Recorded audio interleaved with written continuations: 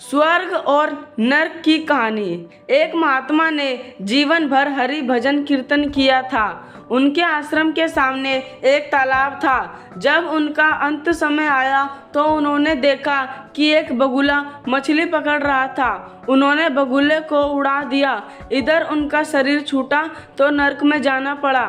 उनके चेले को स्वप्न में दिखाई दिया कि वे कह रहे हैं, बेटा, हमने जीवन भर कोई पाप नहीं किया, केवल एक बगुले को उड़ा देना मात्र से नर्क मिला है मुझे। लेकिन तुम सावधान रहना, जब इस शिष्य का भी शरीर छूटने का समय आया तो वही दृश्य पुनः आया। बगुला मछली पकड़ रहा था। गुरु का निर्देश मानकर उसने बगुले को नहीं उड़ाया। मरने पर वह भी नर्क पहुंचा। तब एक गुरुबाई को आकाशवाणी द्वारा पता चला कि गुरुजी ने तो बगुला को उड़ाया था, इसलिए नर्क गए। हमने नहीं उड़ाया, इसलिए नर्क प्राप्त हुआ है। पर तुम बच के रहना। जब इन गुरुबाई की मरने की घड़ी आई तो सहयोग वंश पुनः बगुला मछली मारता दिखाई दिया।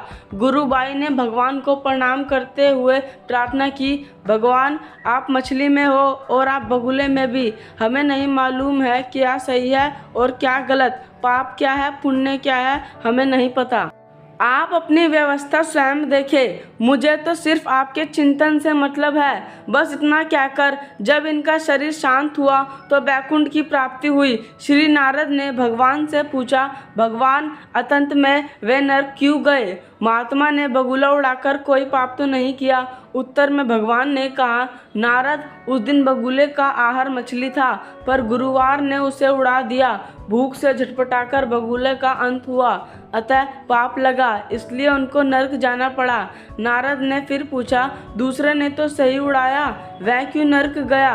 भगवान बोले, उस दिन बगुले का पेट भरा था, वह केवल विनोदवश मछली पकड़ रहा था, उसे उड़ा देना चाहिए था। शिष्य से भूल हुई और इस पाप के कारण उसे नर्क मिला। नारद जी ने पुनः पूछा, और तीसरा? भगवान ने कहा, तीसरा मेरे भजन में लगा रहा, उसने सारी जिम्मेदारी मुझको सौंप दी। जैसा होना था वैसा ही हुआ, किंतु मुझसे संबंध जोड़ने के कारण और मेरे ही चिंतन के प्रभाव से वह मेरे धाम को प्राप्त हुआ। सीख, अतः पाप पुण्य की चिंता में समय ना गवाकर जो निरंतर हरि चिंतन में लगा रहता है वह मेरे परम धाम को प्राप्त होता है। जितना समय हमारा मन भगवान के नाम, रूप, लीला, गुण और धाम में रहता है, केवल उतना समय ही हम पाप से मुक्त रहते हैं। इसलिए सदैव हरि नाम लेते रहे, हरि चर्चा करते रहे, हरि कथा सुनते रहे। श्री नारायण नारायण हरि हरि, तेरी लीला सबसे न्यारी न्यारी, हरि हरि। जय श्री श्याम। दोस्तों, अगर आपको मेरी ये कहानी अच्छी लगी तो प्लीज़ मेरे चैनल को सब्सक्राइब करें ताकि मैं आपके लिए ऐसी कहानी लाता रहूं।